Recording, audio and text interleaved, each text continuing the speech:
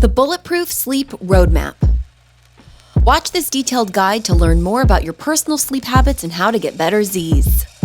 Mind racer, you lie awake, churning the events of the day, replaying conversations in your mind, and worrying about everything that happened, could happen, and even things that probably won't happen. What's happening? Whether your worries are legitimate or your state of panic is purely biological, you're staying in fight or flight mode for too long.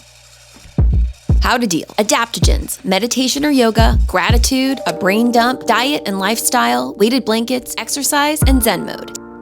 Desk sitter. You hit the pillow at a decent hour and then you lie there wide awake for a long time before you nod off. What's happening? It's possible you don't get enough activity during the day, which is common if you work a desk job.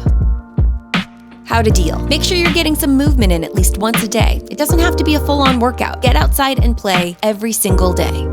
Evening energizer. It takes a long time for you to fall asleep, and when you do, you have frequent night wakings or a fair amount of restlessness.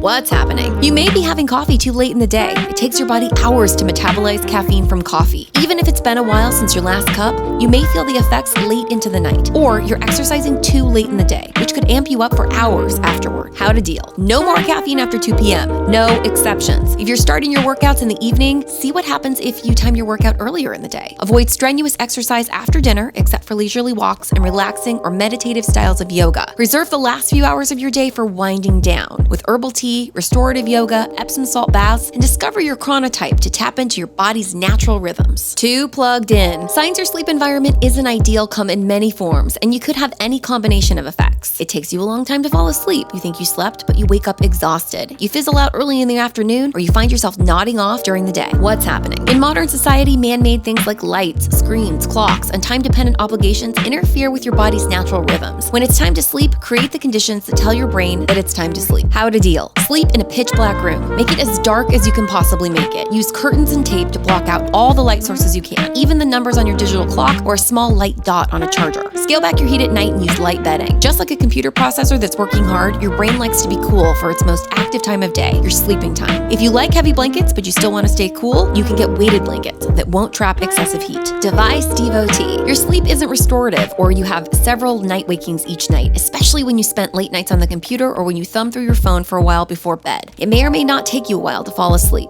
What's happening? In modern society, man-made things like lights, screens, clocks, and time-dependent obligations interfere with your body's natural rhythms. When it's time to sleep, create the conditions that tell your brain that it's time to sleep. How to deal. As much as possible, turn off your devices at least 2 hours before bed. If you're frequently under fluorescent or LED lights before bed, for shift work, etc., invest in a pair of blue blocking glasses to wear later in the day. You can download apps for your devices that shift the spectrum from blues to reds, and it doesn't block 100% of blue wavelengths, but it makes a big difference. You can also find stick-on blue blocking filters for your screens to apply to your devices, and consider drug-free sleep support supplements. Second wind catcher. You're tired, but you want to stay awake and watch a TV series or catch up on social media. You hit your second wind, and once you finally hit the sack, you may fall asleep right away, or you'll lie there awake. Either way, you wake up feeling more tired than you were the night before. What's happening? That second wind is not for binge watching that new series or playing video games with friends in a different time zone. You're actually getting a shot of cortisol, which your brain uses to do its thing during the night. If your brain isn't in the restore and repair state when the surge hits, you'll wake up exhausted. Your cortisol cycles affect your ability to fall asleep too, so falling asleep before it hits makes a world of difference. How to deal. Aim to have your head on the pillow by 11 o'clock each night. Your cortisol surges around 11, and if you're awake past that point, you'll be up for a lot longer than you want to be.